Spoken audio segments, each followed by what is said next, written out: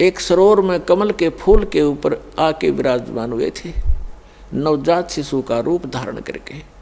एक नीरू नीमा नाम के निसंतान व्यक्ति थे, पति पत्नी थे।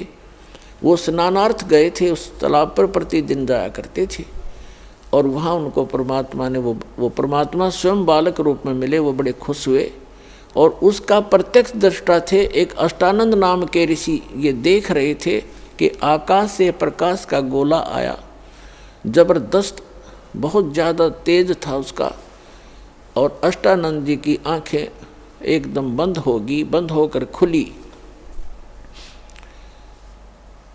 जब आंखें बंद हुई तो उसने क्या देखा कि कोई बालक है। जैसे सूर्य की तरफ आप कभी नज़र दृष्टि करते हो तो आपकी आंखें उस तेज को सहन नहीं कर सकती, आप एकदम बंद कर लेते हो या साइड में करते हो, तो क्या देखते हो कि सूर्य का प्रकाश रहित आकार का गोला सा आपको दिखाई देता है, गोलाकार दिखाई देता है। वो प्रकाश रहित होता है उसका और उसका आकार दिखता है। ऐसे ही ज्यों ही उसने उस प्रकाश का गोला जो बहुत दूर देखा था ऊपर से आता हुआ बड़ी स्पीड से, जैसे तारा सा टूटता है, अष्टानंद ऋषि की आंखें बंद हो गई। आंखें बंद होते ही उसने क्या देखा कि एक शिशु रूप दिखाई दिया, प्रकाश रहित आकार शिशु का। दोबारा आंखें खोली तो क्या देखा कि उस जिस सरोवर के ऊपर वो बैठा साधना करने की चेष्टा कर रहा था स्नान करके, उसी के एक कोने में जाकर वो प्रकाश सिमट गया। फिर अंधेरे में उसको कुछ नहीं देखा, क्योंकि सुबह सुबह ब्रह्म मुहूर्त का समय था। वो चला गया उठ के अपने गुरु जी के पास उसका संग का समाधान कराने के लिए कि आज मैंने ये क्या देखा गुरुवर। उनके गुरु जी थे स्वामी रामानंद जी। तो नीरुनिमा नाम के वो निसंतान दंपति थे, वो उठाकर ले गए। उनके घर परवरिश होने से 25 दिन तक परमात्मा ने कोई आहार नहीं किया, ना जलपान किया। वो चिंतित हो गए दोनों पति पत्नी। फिर परमात्मा ने कुंवारी गाय का दूध पीना प्रारंभ किया। परमात्मा की दया से ही उस कुंवारी बछिया ने दूध देना शुरू किया, गाय की बछिया।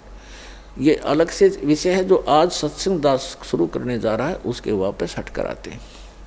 वही परमात्मा 120 वर्ष वहाँ रहे और 5 वर्ष की आयु में बड़े बड़े विद्वान, प्रकांड विद्वानों के छक्के छुड़ा दिए परमात्मा ने। इस तत्व ज्ञान के अंदर एक ही प्रश्न किया करते थे उन विद्वानों से, कौन ब्रह्मा का पिता है, कौन विष्णु की माँ और शंकर का दादा कौन है, पंडित जी दे बता।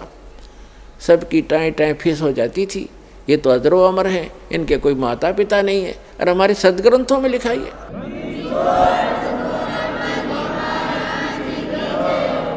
सच्चाई को ना सुनकर और ना ही खुद पहचान पाए और परमात्मा का विरोध कर दिया था। तो वो परमात्मा फाल्गुन सुदी द्वादशी दिन में 10 बजे लगभग सन 1727 में और संवत 1784 में, क्योंकि आदरणीय गरीबदास जी का जन्म संवत 1774 में हुआ था, वैशाख के अंदर, और सन 1717 में। और परमात्मा आकर मिले जब वो 10 वर्ष के थे, सन 1727 में। 10 वर्ष के गरीबदास साहिब जी कौन थे, थोड़ी सी जानकारी देते हैं। गरीबदास साहिब जी का मूल गांव है करौथा, जहाँ पर अपना एक छोटा सा आश्रम था जो इन दुष्ट लोगों ने सुहाया नहीं, जिनकी रोजी रोटी बंद हुई थी झूठों की, और वहाँ झूठा प्रचार करके जनता को भ्रमित किया, मुख्यमंत्री को भ्रमित किया, क्योंकि वो भी आर्य समाजी है। और दास के ऊपर झूठे आरोप लगा के और झूठे केस में जेल में डाल दिया और उसको आश्रम को ग्रहण कर लिया। फिर भी परमात्मा कहते हैं कि साच को आँच नहीं होती। पुणात्मा आई कोर्ट ने हमारे हक में फैसला कर दिया। सन 2009 में मुख्यमंत्री आर्य समाजी और आर्य जो हमारा विरोध कर रहे थे, आर्य प्रतिनिधि सभा हरियाणा वाले, वो दोनों मिलकर सुप्रीम कोर्ट पहुंच, देख इनकी अकल मारी जा रही। कोई बात हो, अरे हम तो सत्य और असत की लड़ाई लड़ रहे हैं, ज्ञान और अज्ञान का झगड़ा, ज्ञान का जवाब ज्ञान से देना चाहिए। अब सुप्रीम कोर्ट में ऐसा मुंह पे थप्पड़ मार दिया परमात्मा ने उनके 8 वकील, 6 तो सरकार के, 2 उनके टॉप मोस्ट वकील कर रखे। हमारा ओरिजिनल वकील भी नहीं जा रहा था, उसको कोई काम हो गया अचानक, और परमात्मा ने परमात्मा के बच्चों को आश्रम दिवा दिया। इससे बड़ा चमत्कार पुण्यात्मा कोई नहीं हो सकता।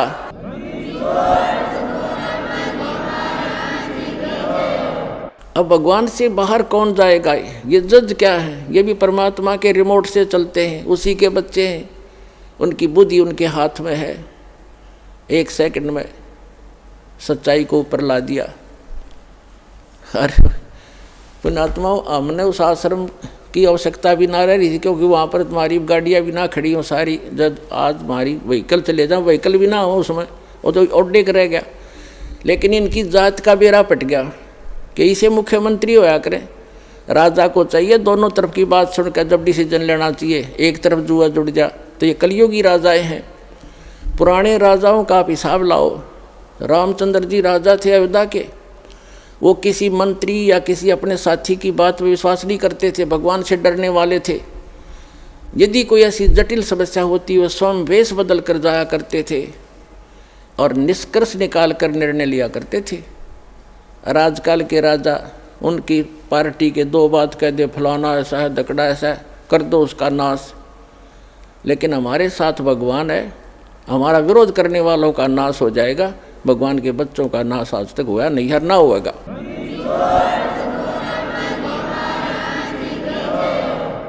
और हम ना किसी का बुरा सोचा और ना सोचते। तो पुण्यात्माओं, ये गंदा लोक है। और अब और गंदे विचार हो गए हमारे, भगवान से डर रहा नहीं।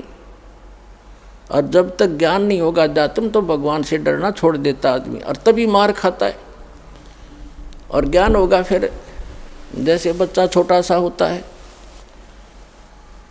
वो कोई तार नीचे गिर गया हो लूज हो के, और वहाँ से कोई स्पार्क को ज्वाइंट हो, उसका स्पार्किंग हो रही है, उसको आतिशबाजी जानकर उसको भी पकड़ लेता है छोटा बच्चा और मर जाता है।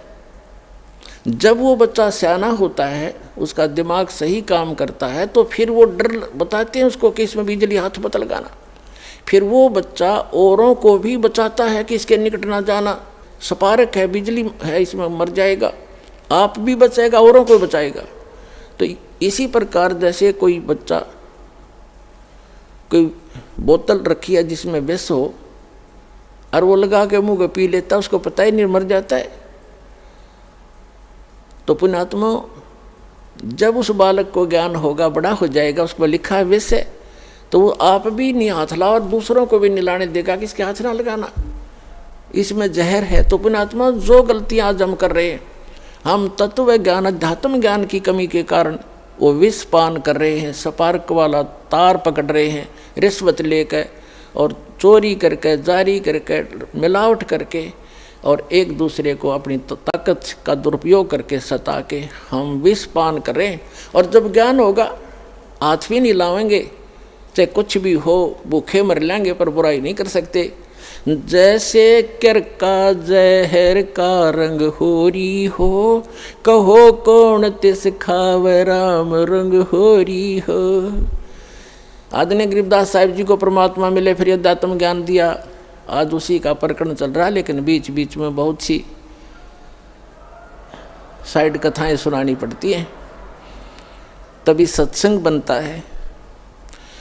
आदरणीय गरीबदास साहिब जी को परमात्मा मिले थे, सचखंड लेकर गए थे, फिर वापस छोड़ा था। उन्होंने उस तत्व ज्ञान को प्राप्त किया परमात्मा से।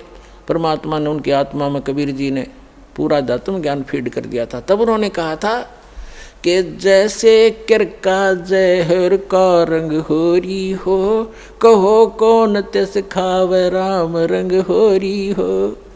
कहते हैं आपके घर में होरी माने खुशी, जैसे आप होली मनाते हो, खुशी का दिन मनाते हो, कहते ये होरी नकली है। असली होली तो जब होगी तुम्हारे घर में भगवान की भक्ति होगी, सब दुख रोज टलेंगे। एक भक्त कह रहा था, जी हमने 11 वर्ष हो गए आज तक कोई त्यौहार नहीं मना लिया इस शरण में आए। जब इससे पहले क्या था कि ऐसे कभी तो घर में किसी भाई की मृत्यु होगी, कभी चाचा की होगी, कभी ताऊ की होगी, ताऊ के लड़के की होगी, कभी बहन का बटेऊ मर गया तो कभी बहन मर गई। तो ऐसे 11 वर्ष हो गया हमने कोई त्यौहार नहीं मनाया, रोया करते बैठ के त्योहारों को। तो ये खाक त्यौहार है। तो परमात्मा कहते हमारी शरण में आओ, थारा रोज होली रहेगी। और जैसे बुराई तुम करते हो, जो बुराइयां करके धन संग्रह करते हो या किसी को सताते हो, ये तो ऐसा कर रहे हो जैसे जहर खा रहे हो। और जब आपको ज्ञान होगा तब कहते जैसे किरका जहर का रंग होरी हो। किरका माने कण, विष का एक कण भी कहीं पड़ा हो और आपको पता हो ये विष है, और विष की क्वालिटी गुण को आप जानते ही हैं। कहते हैं उस कण को भी, अब तो आप मुट्ठी भर खा रहे हो, एक कण को भी आदमी नहीं खा सकता, इन्हें पता लग जाए ये विष है। तो अभी पता ही नहीं आपको ये विष है। तो ये जानकारी कराने के लिए सत्संग किया जाता है कि जो गलतियां आप कर रहे हो धनी बनने के लिए या यहाँ लोक दिखावा करके लोक लाज में फंस गए, ये ना करो। और आपने यहाँ भी सुख मिलेगा। इस कबीर भगवान की शरण में आ जाओ, ये आपका पिता है, ये समर्थ है, आपके घर में सारे सुख देगा। तो इसलिए कहा है जैसे किरका जहर का रंग होरी हो, कहो कौन तिस खावे राम रंग होरी हो। तो फिर ये गलतियां कोई नहीं करेगा, जहर नहीं खाएगा। ये बुराई करना, चोरी करना, रिश्वतखोरी करना, मिलावट करना, किसी को सताना, आप दुख पालेगा। भक्त दूसरे को दुखी नहीं कर सकता, यह आत्मा ही नहीं स्वीकारेगी आपकी इस ज्ञान के आधार से। तो क्रोथा का प्रसंग चला था, इसलिए आपको बताना पड़ा कि हमारा एक छोटा सा आश्रम था। इन दुष्टों को सुहाया नहीं, क्योंकि इनके ज्ञान की खाल उतार दी दास ने, अज्ञान की। इनसे भी आचार्यों की, शंकराचार्यों की, जितने भी मंडलेश्वर थे, ये डुप्लीकेट आदमी है, इनके पास तत्व ज्ञान नहीं है। और ये महर्षि दयानंद, ए भगवान, इतना नकली आदमी, इसका कोई ज्ञान प्रमाणित नहीं, इसकी कोई रहनी करनी स्वस्थ नहीं, और इसको महर्षि मान करके आज तक हम आदर की दृष्टि से देखा करते थे। देखो, आदमी तो मानो आदरणीय होता, लेकिन उसकी जो सीख थी वो आधार था कि वेदों अनुसार ज्ञान बता रहा हूँ मैं, और सत्यार प्रकाश लिख दिया, वेद अनुसार लिखा मैंने। जब दास ने वेदों को देखा, इसलिए महर्षि दयानंद के ज्ञान को वेदों से मिलाया कि यदि इसका ज्ञान वेदों से मिलता हो, और कबीर भगवान का ज्ञान तो सर्व वेदों का निष्कर्ष है, तो कबीर साहब के ज्ञान से तो उसको मिलना कहाँ था, वो तो वेदों से ही मेल नहीं खाया। तो दास ने इतना कहा था, भाई इसको छोड़ दो।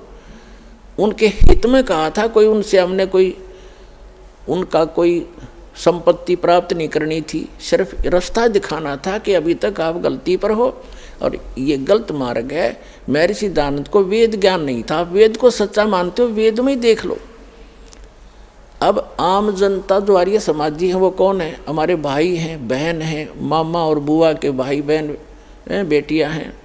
लेकिन ये दुष्ट लोग हैं जो आचार्य, ये अपने स्वार्थवश उन्होंने ये सोचा कि यदि हमारे समाज के व्यक्तियों को इस सच्चाई का पता लग गया, सारे रामपाल के पास चले जाएंगे, इनका कल्याण हो जाएगा और तुम्हारी दुकान बंद हो जाएगी।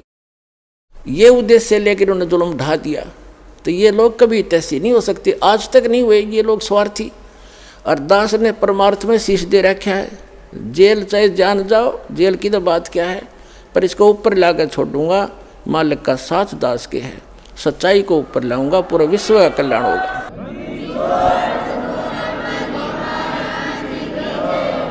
एक भक्त बता रहा था, बोला जी ये सतलोक आश्रम क्रोथा जो हमारा नहीं दे रहे, इनके साथ ऐसे बनेगी।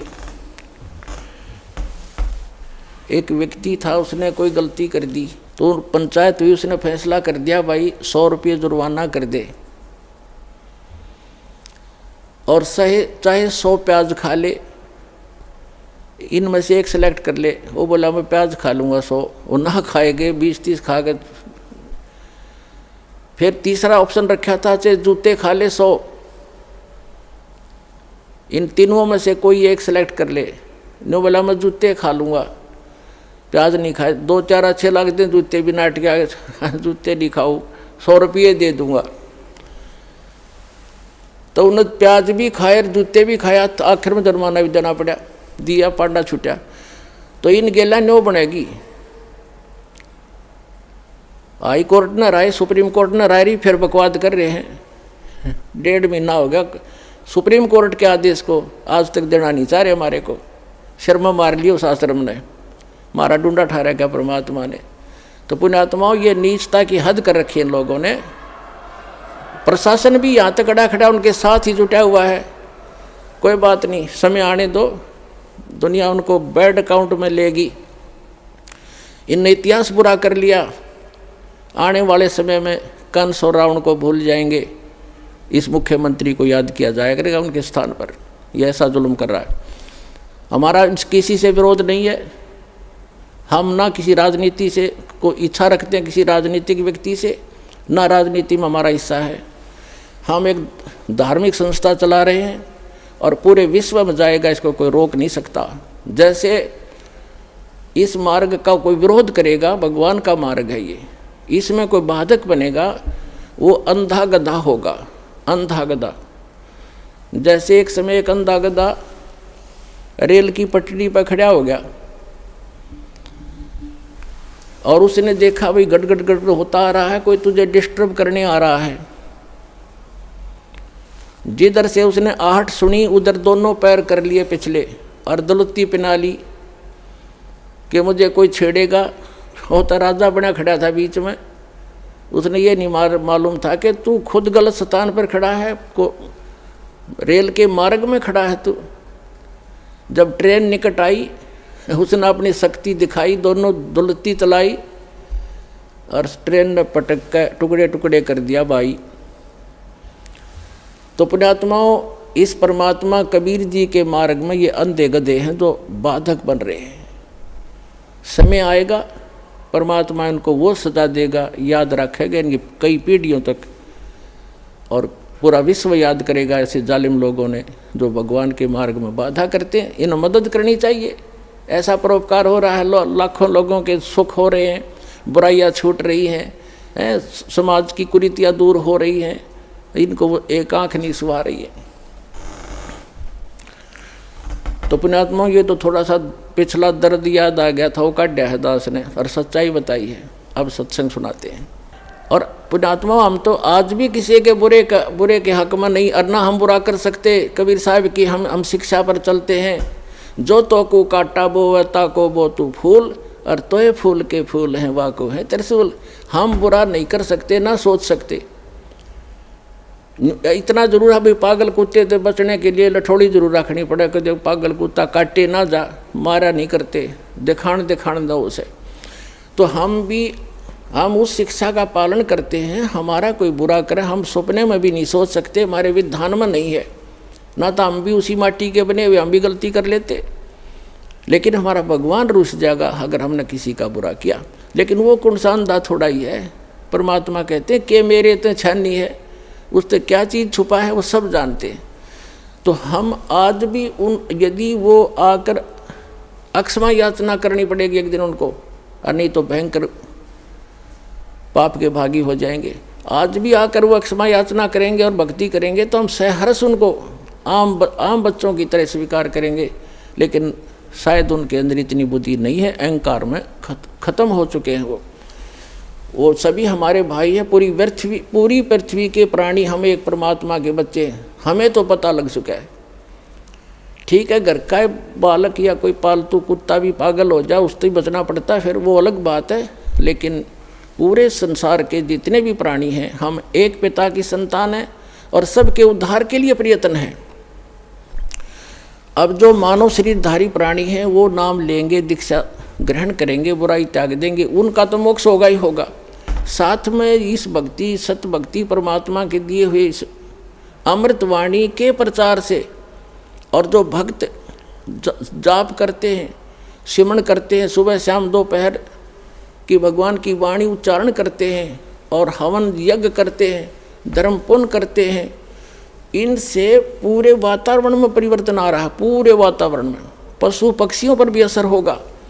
जैसे एक बच्चा जा रहा सिमरन करता हुआ भगवान का, बहन बेटी भाई बस में बैठा है, तो उसका असर आसपास के भी होगा। जैसे कोई बीड़ी पी कर छोड़ता है, वो तो सारा कुछ वो इसी में गड़बड़ हो रही है और आसपास को भी नुकसान करता है, वो साथ बैठे वालों को। इसी प्रकार जैसे कोई हलवा बनाता है, हलवा बनाने वाला तो खा रहा है लेकिन आसपास के घरों में भी अच्छी महक जा रही है, उनको भी आनंद आ रहा है। तो इसी प्रकार जो सत भक्ति कर रहे हैं वो हलवा खा रहे हैं और उनके आसपास के मकानों में भी उसकी सुगंध अच्छी जा रही है। हर एक मीट पकावे, आप भी मरे, दूसरों को भी बुरी बदबू जा उसकी। तो इस प्रकार जो सत भक्ति आप जी कर रहे हो, ये पूरे विश्व को लाभ होगा। पशु पक्षियों पर भी इसका असर होगा। जो परमात्मा की वाणी दास सुनाता है और आप उसको कोई सीडी में ले गया है, कोई मोबाइल में चला रहा है, कोई हल के पीछे पीछे भी मालिक की वाणी बोल रहा है, उससे बीज भी अच्छा उत्पन्न होगा। उस अन्न को भी जो खाएगा, ऐसे व्यक्ति के बोए हुए को खाने वाले पर भी उसका असर होगा।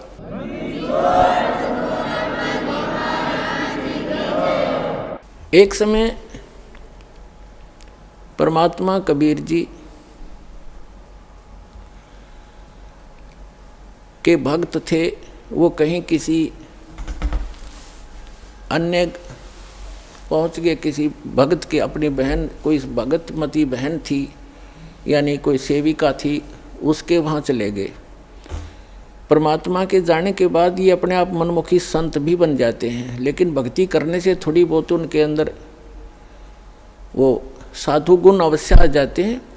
उनसे आगे लाभ भले ही ना होता, लेकिन वो आध्यात्मिक मार्ग से परिचित अवश्य होते हैं। तो इस प्रकार का एक संत किसी अपनी सेविका के घर चला गया और गुरुजी आगे गुरुजी की सेवा श्रद्धालु खूब करते हैं। और उनके घर,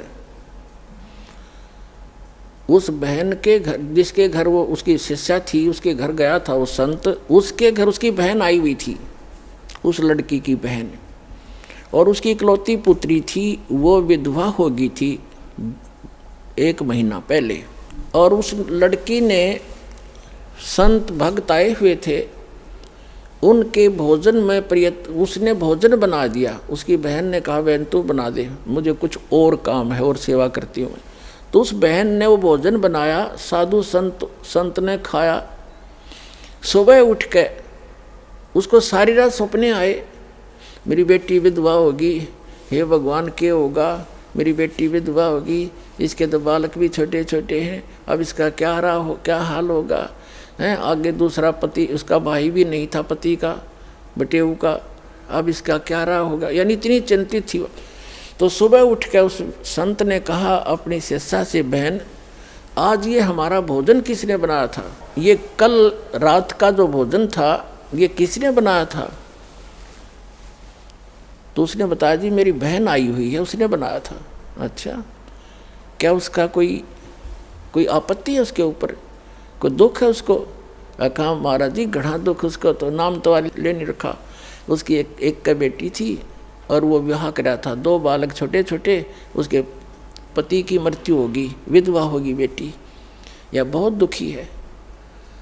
तो पुण्यात्माओं, अब उसके द्वारा बनाए गए वो सोच विचार जो उसके थे उस अन्न में पहुँचे, और उस अन्न को खाने से उस संत भी डिस्टर्ब हो गया। और इसी प्रकार आप इस भक्ति, जैसे बहन बेटियां हैं, अब क्या करती हैं, मोबाइल परमात्मा ने चला दिए और बहुत से सिस्टम ऐसे चल गए हैं। ये इतना सहज मार्ग है पुण्यात्माओं, जैसे आरती करते हो, सुबह का नित्यनेम भी करते हैं, क्योंकि इसमें मानसिक काम नहीं है। जैसे खाना बनाना इस रूटीन है। अब जैसे गाड़ी चलाते हैं, अब उसमें मानसिक काम घना नहीं होता, अभ्यास हो जाता है इनका, अपने हाथों का अपने आप ही।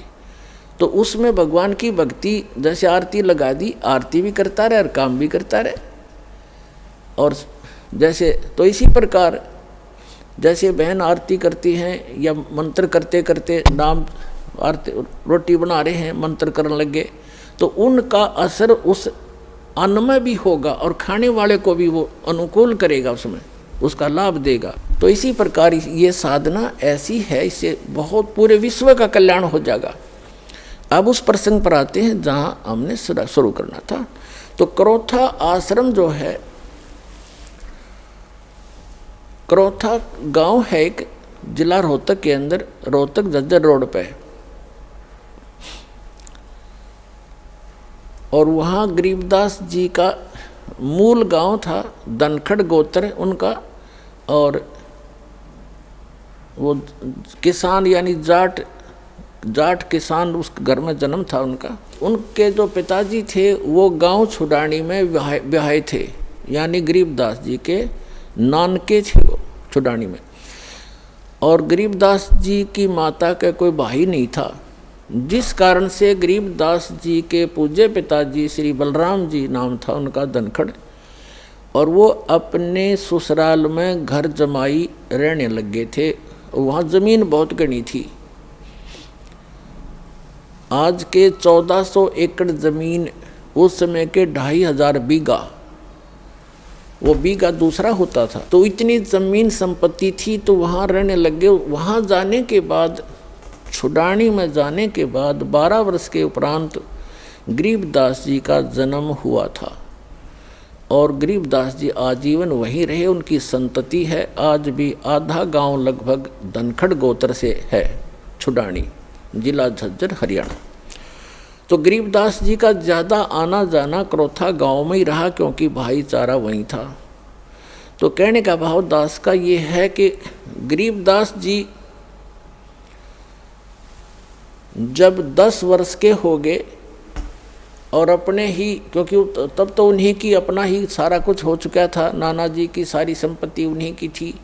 लगभग 150 गव्वे रखे हुआ था उसका, नाना जी रखा करते थे, क्योंकि ज़मीन बहुत थी। उसमें चरागाह बना देते, वर्षा हो जाती, कुछ खाने के लिए गेहूँ जौ आदि बीज लेते, चने सरसों हो जाती। बाकी का समय पशुओं के, बाकी समय जो स्थान था, बाकी की ज़मीन को पशुओं के लिए ही वो प्रयोग किया करते थे, पशुपालन करते थे। उसके साथ साथ 2-4 किराए के पाली होते थे गांव के, और कुछ ऐसे व्यक्ति होते थे जो गव्वे रखते थे, लेकिन उनके पास अपनी ज़मीन नहीं होती थी, वो भी उसी में चराया करते थे। ऐसे पहले आपस में बड़ा प्रेम होता था। जो पैसे वाले व्यक्ति गरीबों की बहुत मदद किया करते थे, निस्वार्थ किया करते थे। तो ऐसे 10-12 पाली गवाले इकट्ठे होकर प्रतिदिन गौवें चराने जाया करते थे। अपनात्मा, ये वो शुभ दिन है द्वादशी का, जो आप और हम ये त्यौहार मनाने जा रहे हैं। हमारे संतों के ये त्यौहार हैं, और ये वो अनमोल त्यौहार हैं कि जिस दिन जिस भगवान के लिए हम भटक रहे हैं, राजाओं ने राज त्याग दिए, ऋषि महर्षियों ने शरीर गाल दिए तपस्याएं करके, लेकिन इस काल भगवान ने रास्ता ठीक नहीं दिया उनको। और भगवान रास्ता देने आए, सही विधि बताने आए, तो हमने स्वीकार नहीं किया अपनी अबोधता के कारण। अपन परमात्मा दिन का फाल्गुन सुदी, यानी फाल्गुन मास की द्वादशी, चांदनी द्वादशी, दिन के 10 बजे जो पाली, जैसे आजकल आप देख रहे हो बाहर धूप खूब हो जाती है, तो गव्वें चर रही थी। वो सभी 10-12 पाली इकट्ठे हो करके खाना खा रहे थे। सुबह सुबह का वक्त से चले जाते थे लेकर के 6 बजे, 7 बजे, 5 बजे पशुओं को। 10 बजे से वहाँ अपना खाना खा रहे थे, लगभग खाना खाने ही वाले थे। तभी परमात्मा आए सतलोक से, एक महात्मा, जिंदा महात्मा का रूप बना के, और थोड़ी सी दूरी पर, 500 फुट की दूरी पर आसमान से आकर वहाँ पृथ्वी पर अवतरित हुए। और ऐसे उसके साथ से रास्ता था, जिस वृक्ष के नीचे, जंडी के पेड़ के नीचे वो खाना खा रहे थे बच्चे बैठ के, कुछ बड़े थे कुछ बालक थे। उसके साथ से रास्ता जाता था दूसरे गांव को, कबलाना गांव से, छुडानी से कबलाना गांव सीमा लगती है। उस सीमा के ऊपर ही छुडानी के खेतों में परमात्मा वहाँ आकर अवतरित हुए। और उस रास्ते पर ऐसे जैसे राहगीर एक यात्री चलता है पैदल, ऐसे चलते आ रहे थे। उन पालियों ने देखा कि महाराज जी आ गए हैं, महात्मा जी, और प्रणाम किया। सभी ने राम राम कहा, परमात्मा ने भी राम राम का उत्तर दिया। तो जितने भी वहाँ पाली गवाले थे उन्होंने कहा महाराज जी भोजन पाओ, आ जाओ भोजन खा लो। परमात्मा ने कहा भी भोजन तो मैं अपने गांव से खा कर आया हूँ। बच्चों ने सोचा कोई डेरा होगा कि कहाँ से आए हो महात्मा जी। उन्होंने कहा कि मैं सतलोक से चलकर आया हूँ भाई, मेरा गांव है सतलोक। बच्चों ने सोचा होगा कोई सतलोक गांव भी होगा भाई कितना। फिर महाराज जी भोजन खा लो, भोजन नहीं खाओगे ना तो दूध तो पीना पड़ेगा अपने, क्योंकि हम अतिथि को ऐसे बगैर खाए पिए जाने नहीं देते। एक प्रेम भाव से आतिथ्य सत्कार करने के लिए उन्होंने ऐसे बोला। तो परमात्मा ने कहा भाई दूध पिलाना चाहते हो तो पिला दो, मैं कंवारी गाय का दूध पीता हूँ। अब जो बड़े बड़े पाली थे, कोई 40 वर्ष का, कोई 50 वर्ष का, कोई 30 वर्ष का, कोई 20 वर्ष का, वो कहने लगे महाराज जी आपकी दूध पीने की नीत नहीं है, आप तो मजाक करते हो। कंवारी गाय कोई दूध दे सकती है? गाय तो जिसको बच्चा हो चुका हो, लागड़ गाय ही दूध दे सकती है। परमात्मा बोले भाई देख लो, यदि दूध पिलाना है तो कंवारी गाय का पीता हूँ। तब गरीबदास जी खड़े हुए, 10 वर्ष के बालक थे। कहते पिछले तप से होत हैं पूर्ण हंस मुराद, पिछले संस्कार से प्रेरणा बनती है। जो आप यहाँ पहुँचे क्रोथा में ऐसे नहीं आते। इस ज्ञान को दुनिया सुनने लग रही है और कह लाखों लोग करोड़ों लोग सुनते हैं और कौन पहुँच पाते हैं। पिछले जब से होत है पूर्ण हंस मुराद, पिछले संस्कारों से ये सब काम मनोकामनाएं पूर्ण हुआ करती हैं। तो एकदम खड़े हुए जैसे बालक लीला करते हैं, अबोध बालक सा। एक गाय थी, बछिया थी उनकी एक बहुत प्रिय, उसके गले में एक छोटा सा रस्सा बांध रखा था। उस रस्से को पकड़ के ले आए, वह साथ साथ चल पड़ती थी गरीबदास जी के, जहाँ ले जाता तो वह ऐसी शरीफ सी थी। और वो गाय थी 1-1.5 वर्ष की, दूध छोड़ रखा था माँ का पीना, अभी नए दूध हो ही नहीं थी वो, यानी गर्भ नहीं धारण किया था, सांड ने टच नहीं की थी, अनब्यावर कहते हैं उसको।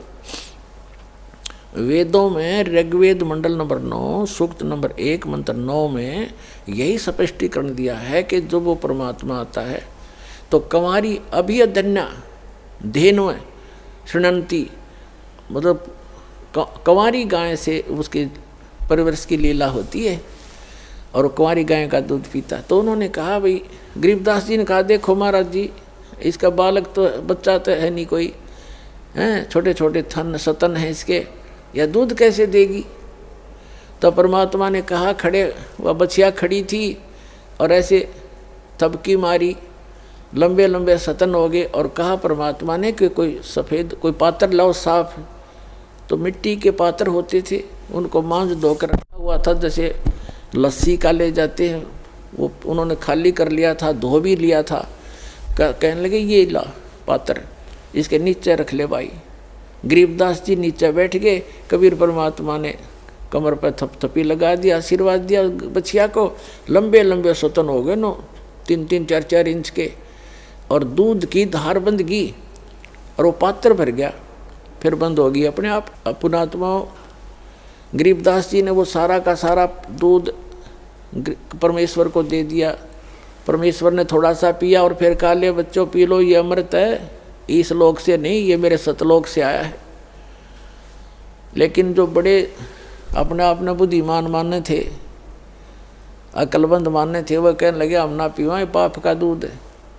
तंत्र जंतर मंतर करके कुंवारी बछिया का निकाल दिया, हम ना पीवा कुंवारी बछिया का दूध, ये तो पाप का दूध है।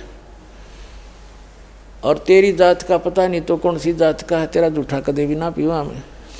तब गरीबदास जी ने कहा 10 वर्ष के बालक ने, ला मुझे दो भगवान, आपका अमृत कब कब प्राप्त हो हमें।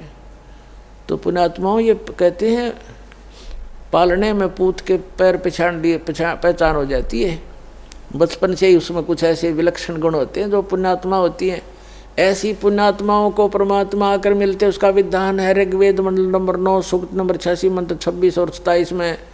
ऋग्वेद मंडल नंबर 9 सूक्त मंत्र 82 मंत्र 1 2 3 में, ऋग्वेद मंडल नंबर 9 सूक्त 20 के मंत्र 1 में, ऋग्वेद मंडल नंबर 9 सूक्त चम्मन के मंत्र 3 में, ऋग्वेद मंडल नंबर 9 सूक्त 94 के मंत्र 1 में, ऋग्वेद मंडल नंबर 9 सूक्त 95 के मंत्र 2 में, ऋग्वेद मंडल नंबर 9 सूक्त 1 मंत्र 9 में, ऋग्वेद मंडल नंबर 9 सूक्त 96 के मंत्र 16 से लेकर 20 में यही प्रमाणित किया है कि वो परमात्मा ऊपर के लोक में रहता है।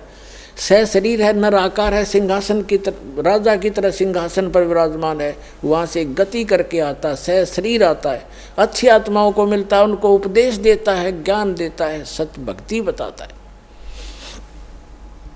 और यहाँ कवियों की तरह आचरण करता हुआ घूमता है, वाणी के द्वारा अपना महिमा गाता है, लोकोक्तियों के माध्यम से, दोहों के माध्यम से, जिस कारण से एक प्रसिद्ध कवियों में से भी एक प्रसिद्ध कवि का की उपमा उपाधि भी प्राप्त करता है, लेकिन वो होता है भगवान। ये निष्कर्ष है चारों वेदों का। तो पुण्यात्माओं, उसी विधान अनुसार वो परमात्मा वहाँ आए, गरीबदास जी से फिर ज्ञान सुनाने लगे। वो उन अच्छी आत्माओं में से एक थे, वो महापुरुष आदरणीय गरीबदास साहिब जी, जो छुड़ानी के बालू में जन्मे थे, और वहाँ आकर के परमात्मा ने उनको सतज्ञान दे दिया। फिर गरीबदास जी ने आग्रह किया कि हे भगवान, आप जो ऐसा सुखमय स्थान बताते हो जहाँ हम पहले रहा करते थे सभी, और वहाँ कोई अभाव नहीं, वहाँ ऐसी फुहार गिरती रहती है, सुंदर शरीर है, नाश नहीं होता, कभी वृद्ध नहीं होते, कभी रोग नहीं होता, मृत्यु नहीं होती, सबके परिवार हैं, वहाँ आपके घर बने बनाए शेष खाली पड़े हैं, क्या मुझे वो स्थान दिखाओगे?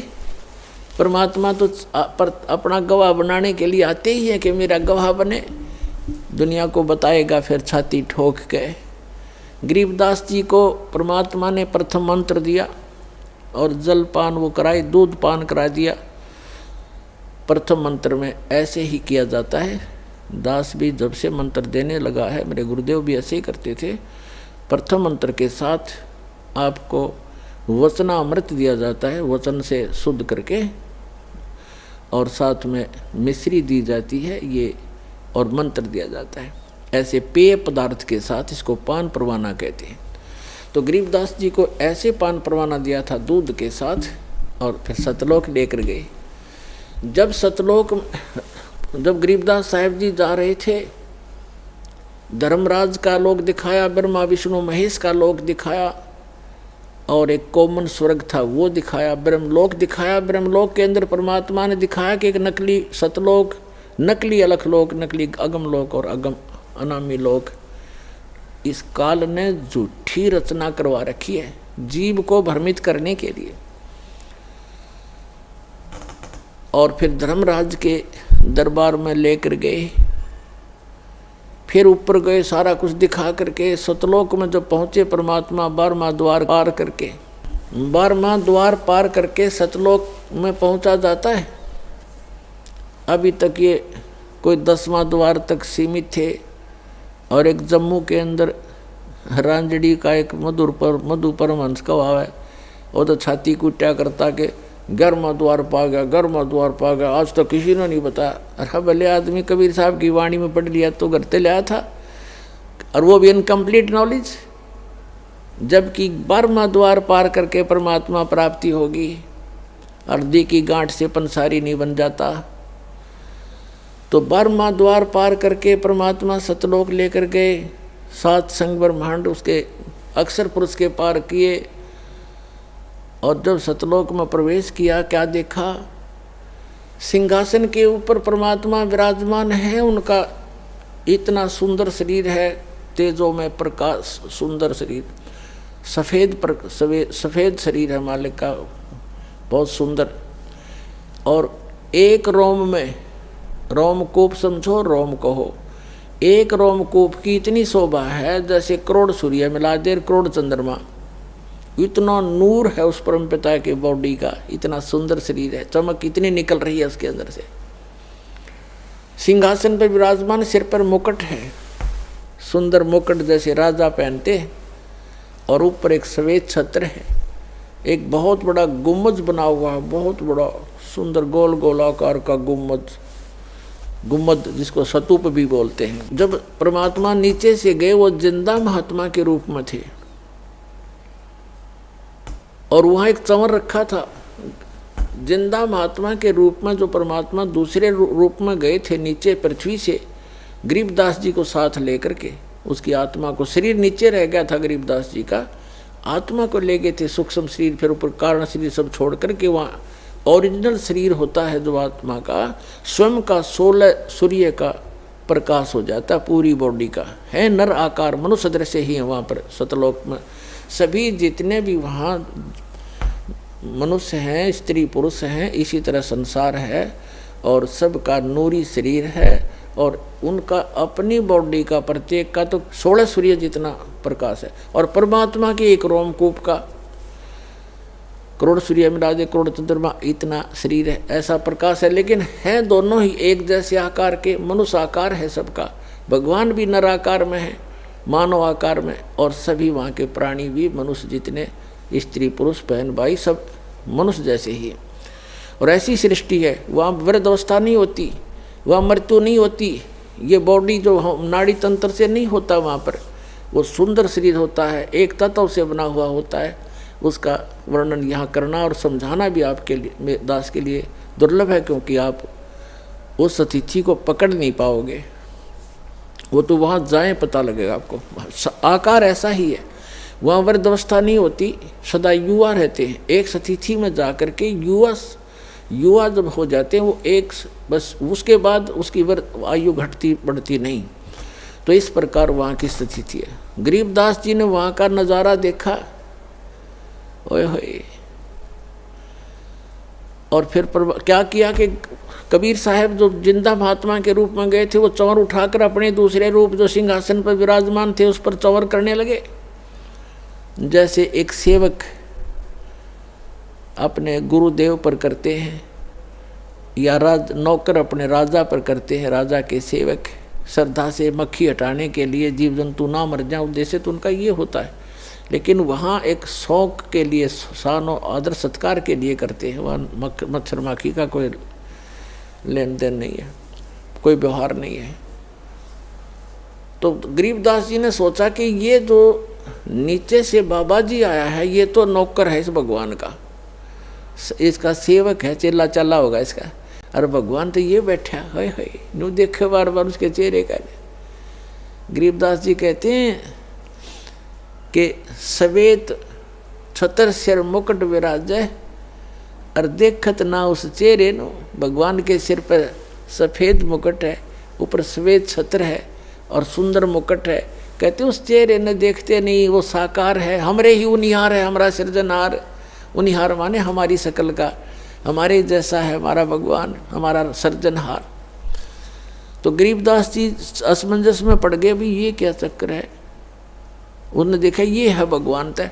इतने में क्या हुआ कि वो खड़ा हो गए, जो सिंहासन पर विराजमान थे तेजो में शरीर युक्त परमात्मा सतपुरुष, वो खड़े हुए, और जो बाबा जी रूप में साधु जिंदा महात्मा के रूप में नीचे से गए थे, वो उस सिंहासन पर विराजमान हुए।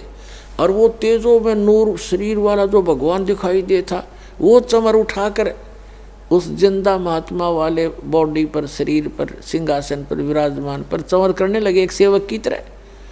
अब गरीबदास जी कभी बाबा जी की तरफ देखे, कभी भगवान की तरफ देख रहे थे। अब सोच रहे थे मन में कि बाबा जी ता छांडी भाई, भगवान इसका ऊपर चंवर करे, ये क्या चक्कर है। इतने में क्या हुआ कि वो तेजो में शरीर और जिंदा वाले शरीर में समा गया। अकेले वो कबीर भगवान जो नीचे से एक जिंदा महात्मा के रूप में गए थे, अनंत कोट ब्रह्मांड के सिंहासन पर विराजमान है और चंवर अपने आप हो रहा है। और परमात्मा का, जिंदा महात्मा का रूप फिर उतना ही नूरी बन गया, इतना तेज बन गया और सकल न्यों की न्यों। तब परमात्मा ने कहा था कि गरीबदास, जहाँ तुम रह रहे हो बालक, वो एक पुनिशमेंट प्लेस है, वो एक प्रिजन है तुम्हारे लिए, एक कारागार है।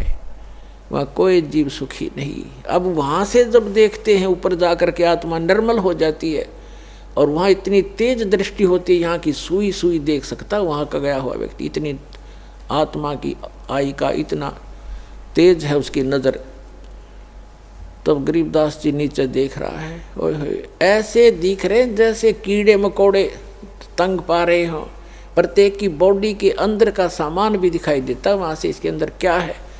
इसमें ब्लड की नदियाँ बह रही हैं, नाड़ियाँ, इनके अंदर ब्लड बह रहा, वो भी उसके अंदर भी करोड़ों जीव घूम रहे हैं, हाँ मचल मचा रहे हैं, इधर घूम रहे हैं, टट्टी पेशाब हार्ड मांस ये दिखाई देता।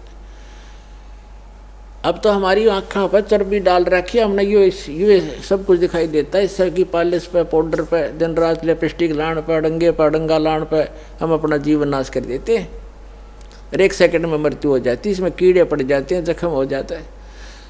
इसके अंदर हम संतुष्ट हुए बैठे हैं, और यहाँ की बकवादों में इसको जीवन नाश करते हैं, जो वहाँ जाकर पता चलता है। तब परमात्मा ने कहा कि अब गरीबदास अब नीचे जा बेटा, ये है तुम्हारे स्थान, ये खाली महल पड़े सारे, जो नीचे चींटी से लेकर हाथी तक, और राजा और रंग जितने पृथ्वी पर इस काल के 21 ब्रह्मांड में तुम गए हो,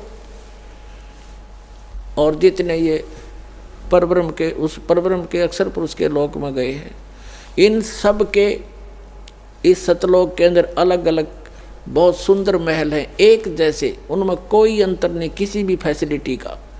वहाँ कोई ऊंच और नीच नहीं है, वहाँ कोई जात और पात नहीं है, वहाँ मरण और वृद्ध अवस्था नहीं है, ये वो स्थान है। पुणात्माओं, गीता अध्याय नंबर 7 के श्लोक नंबर 29 में कहा कि अर्जुन मेरे इस ज्ञान का जो आश्रय कर लेगा, चौथे अध्याय के 32 और 34 श्लोक में कहा है कि भगवान वो परमात्मा स्वयं आकर के अपने मुख कमल से तत्व ज्ञान प्रचार करता है। उसके अंदर यज्ञों की जानकारी, धार्मिक अनुष्ठानों की जानकारी विस्तार पर पूर्वक कही गई है, वो तत्व ज्ञान है। उस तत्व ज्ञान को तत्वदर्शी संतों के पास जाकर समझ, यानी गीता ज्ञान दाता भी उस तत्व ज्ञान से अपरिचित है। वो गॉड गिवन ज्ञान है, वो तत्व ज्ञान है, भगवान आकर स्वयं देता, अपने मुख कमल से बोलता, सच्चिदानंद घन ब्रह्म, वो परम अक्षर ब्रह्म। तो 7वें अध्याय के 29वें श्लोक में कहते हैं, गीता ज्ञान दाता कह रहा है कि मेरे इस ज्ञान का जो आश्रय कर लेता है, तत्वदर्शी संत की खोज कर लेता है, और वो व्यक्ति जरा और मरण से छूटने का प्रयत्न करते हैं। कौन करते हैं?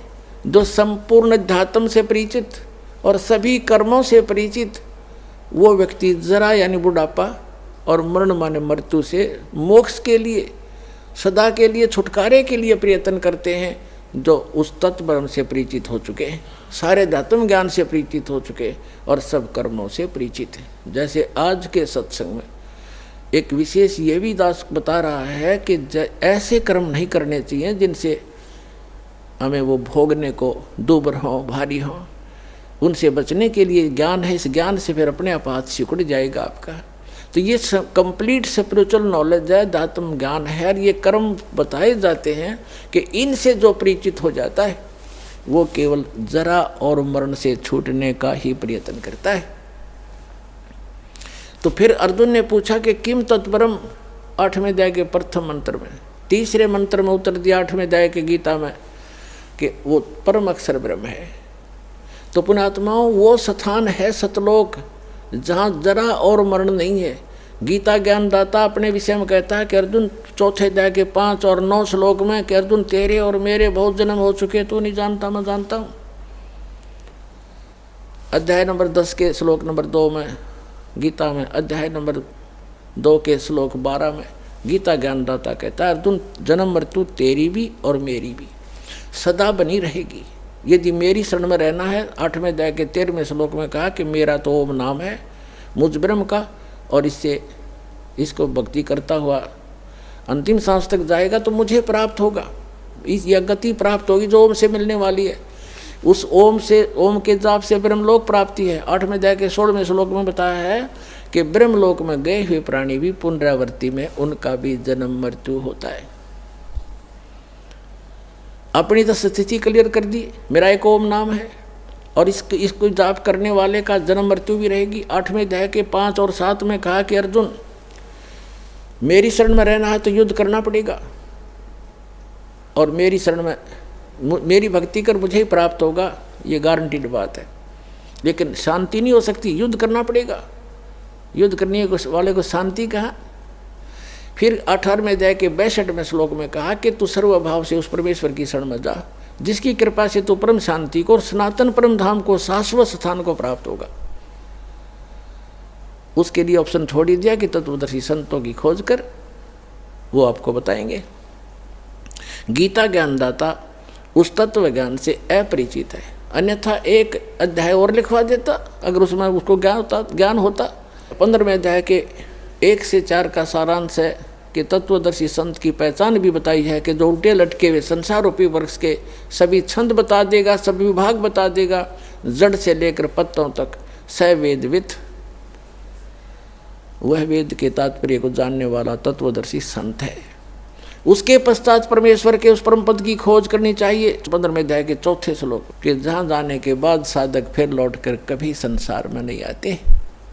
तो वो स्थान है सतलोक, जो गरीबदास साहिब को परमात्मा ने दिखाया।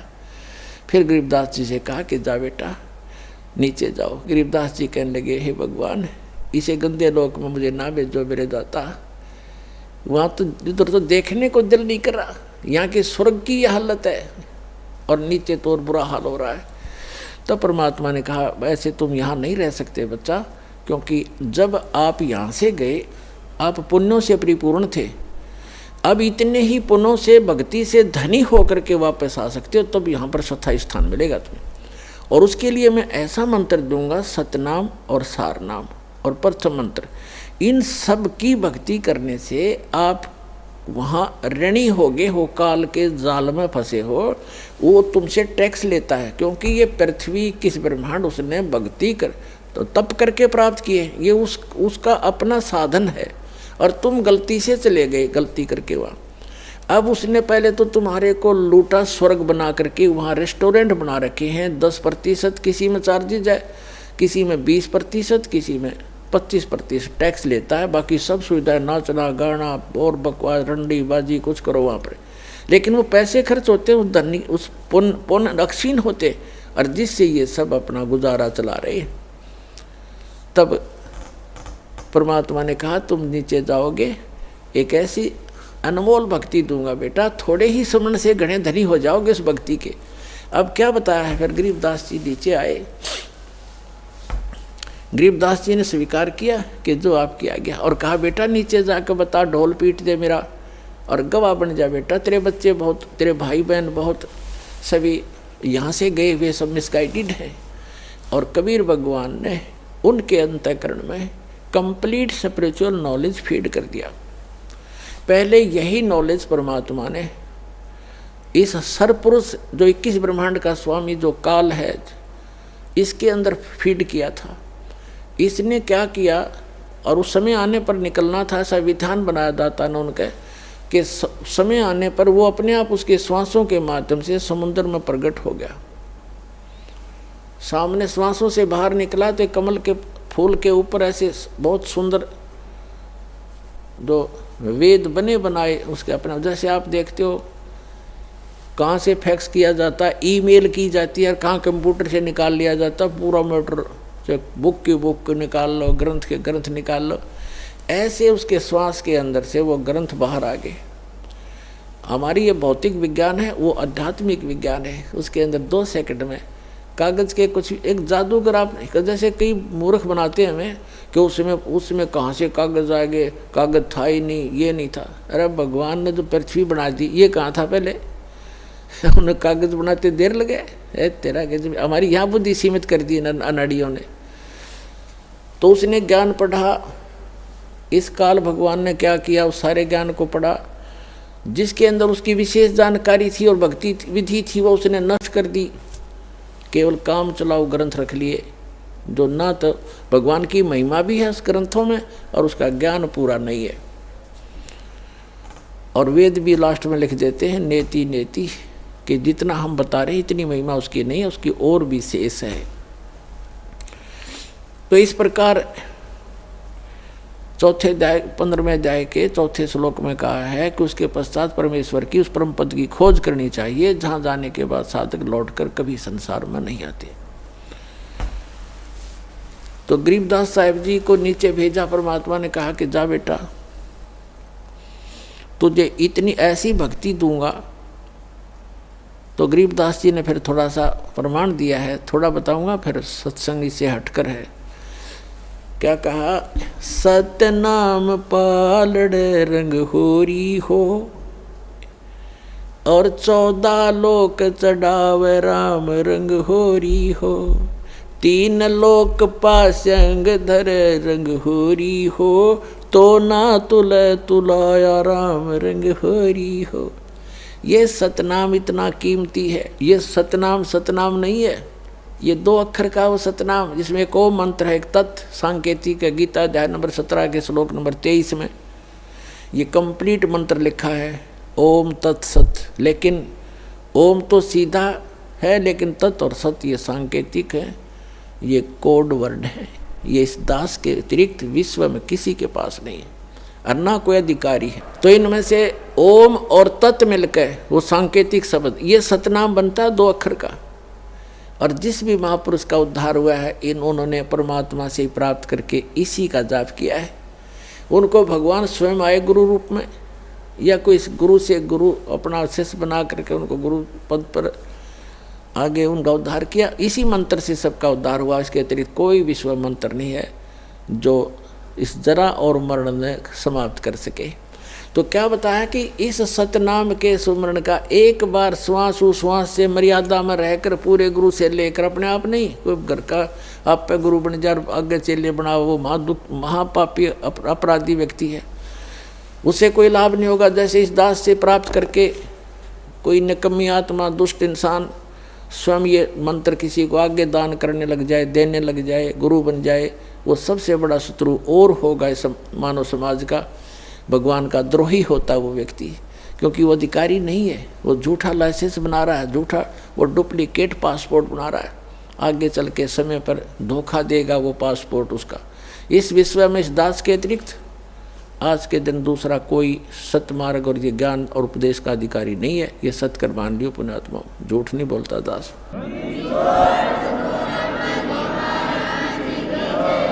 और कोई मान बढ़ाई की बात नहीं, आपको आगाह कर रहा हूँ कि नकलियों में फंस कर तो हमने इतने जीवन नाश कर लिए। तो कहने का भाव ये है कि गरीबदास जी को जो परमात्मा ने बताया, गरीबदास जी ने आगे बताया कि ये एक सतनाम इतना कीमती है, एक बार श्वास उश्वास से एक बार सिमरण करने का कितना धन, कितनी वैल्यू है इसकी, कितनी कीमत है।